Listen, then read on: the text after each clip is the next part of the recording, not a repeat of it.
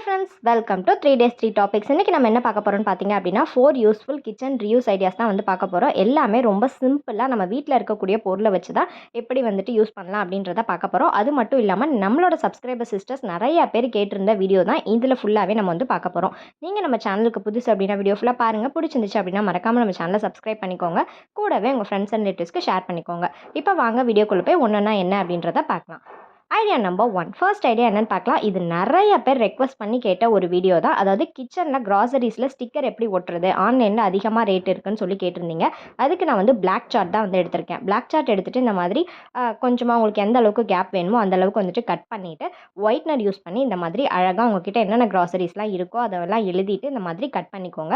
Suppose whitener உங்ககிட்ட இல்லைன்னு நினச்சிங்க அப்படின்னா உங்கள் குழந்தைங்க கிட்ட அந்த ஒயிட் கலர் பென்சில் இருக்கும்ல, அதை தண்ணியில் டிப் பண்ணிவிட்டு நல்லா வந்து எழுதிங்க அப்படின்னா ஸ்ட்ராங்காக இருக்கும். ஸோ உங்களுக்கு தேவையான எல்லா க்ராசரிஸ் பேரையும் இந்த மாதிரி அழகாக வந்து எழுதி வச்சுக்கோங்க.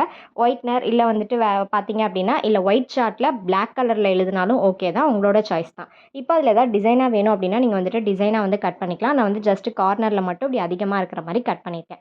எந்த டப்பாவில் வந்து ஒட்ட போகிறீங்களோ அதை வச்சுட்டு இது மாதிரி செலோட்டை போட்டு பேஸ்ட் பண்ணிவிட்டு எக்ஸஸாக இருக்கிறது எல்லாத்தையும் கட் பண்ணி எடுத்துருங்க.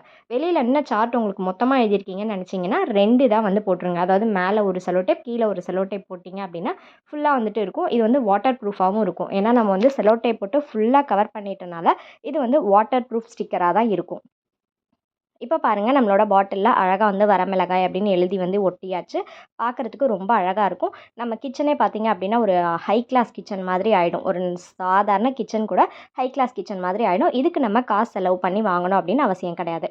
இப்போ பாருங்கள், நான் எல்லா டப்பாலையுமே இது மாதிரி அழகாக வந்து பேஸ்ட் பண்ணிட்டேன். துவரம்பருப்பு, கடலைப்பருப்பு, பாசிப்பருப்பு, உளுத்தம் பருப்பு, எந்த டிசைன் உங்களுக்கு வேணுமோ அந்த டிசைனில் வந்து நீங்கள் வந்து போட்டு வச்சுக்கலாம். சில ஸ்டிக்கர்லாம் நான் ஏற்கனவே வந்து பிரிண்ட் எடுத்து நான் உங்களுக்கு செஞ்சு காமிச்சிருக்கேன். அது செய்கிறது கஷ்டமாக இருக்கிற பட்சத்தில் இந்த மாதிரி நீங்கள் வந்து அழகாக போட்டு யூஸ் பண்ணிக்கலாம். ட்ரை பண்ணி பாருங்கள்.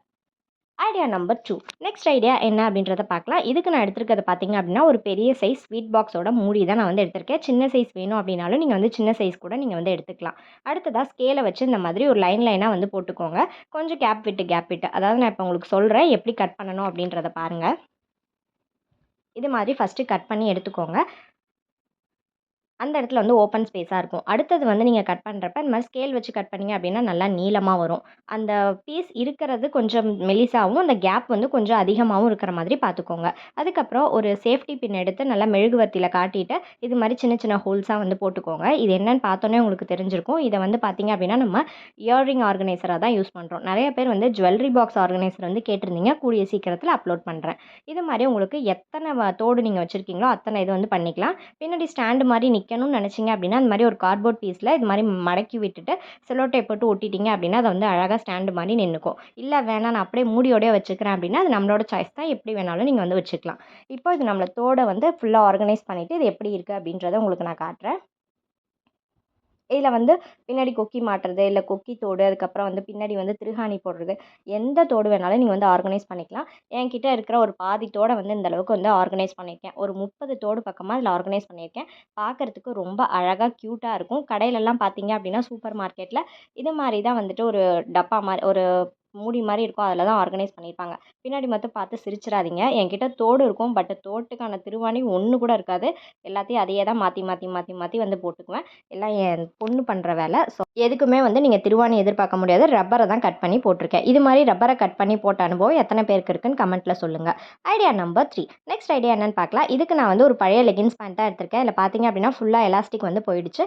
அதனால இந்த லெகின்ஸ் பேண்ட்டை தான் நான் வந்து எடுத்திருக்கேன். இப்போ இந்த லெகின்ஸ் பேண்ட்டை நம்ம வந்து தலைகீழாக வந்து திருப்பி தான் நான் வந்து போட்டிருக்கேன். போட்டுட்டு கரெக்டாக வந்து இந்த போர்ஷனோட நம்ம கட் பண்ணிக்க போகிறோம். அந்த தொடை கால் விடுவோம் இல்லையா, அதோட கரெக்டாக வந்து கட் பண்ணி எடுத்துக்கோங்க. அதே மாதிரி பார்த்தீங்க அப்படின்னா கொஞ்சமாக வந்து கேப் விட்டுட்டு மிக்ஸி கவர் தான் நம்ம செய்ய போகிறோம். உங்கள் மிக்ஸி லென்த்துக்கு ஏற்ற மாதிரி கட் பண்ணிக்கோங்க. ரொம்ப கீழே வந்து நம்ம கட் பண்ண வேண்டாம்.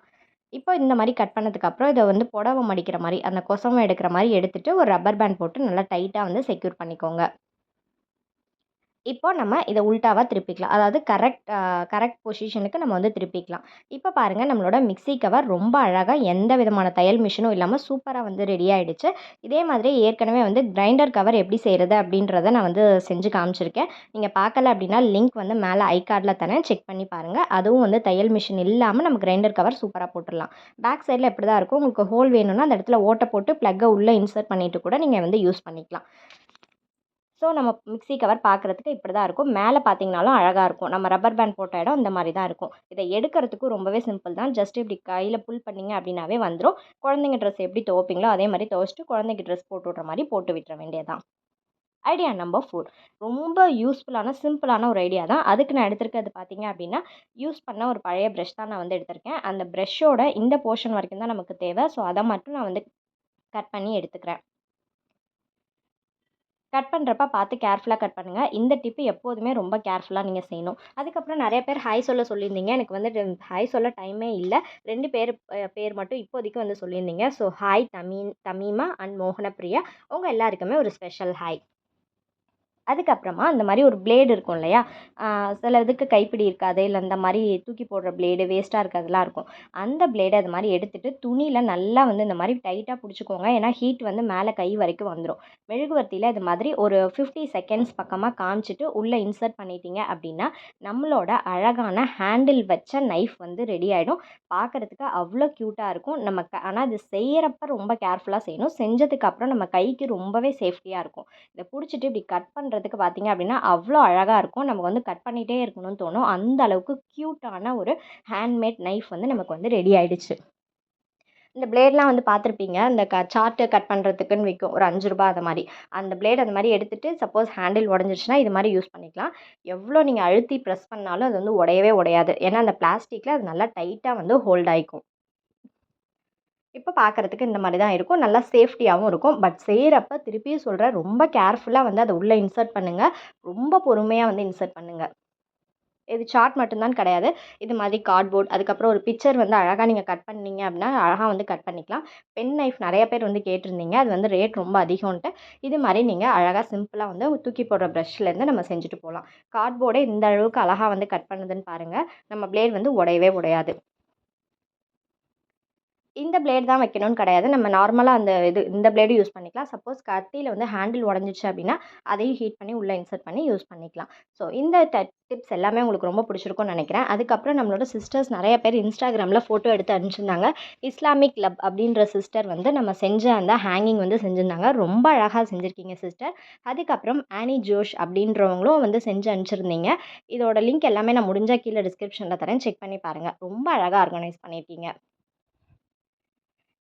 அதுக்கப்புறம் பார்த்தீங்க அப்படின்னா, உமா நாராயணன் அப்படின்ற சிஸ்டர் வந்து பிளேட் வச்சு ஊதுபத்தி ஸ்டாண்ட் வந்து செஞ்சுருந்தோம். அதுவும் வந்து ரொம்ப அழகாக வந்து செஞ்சு அனுப்பிச்சிருந்தாங்க. அதுக்கப்புறம் மொபைல் பாக்ஸில் ஷெல்ஃப், அதாவது கிச்சன் ஷெல்ஃப் வந்து ஆன்லைனில் கிடைக்கிறத வந்து வாங்கி செஞ்சுருந்தோம். அதுவுமே ரொம்ப சூப்பராக செஞ்சு அதை எப்படி ஆர்கனைஸ் பண்ணுறதுன்ற கொண்டு காமிச்சிருக்காங்க. ரொம்ப அழகாக இருக்குது சிஸ்டர்.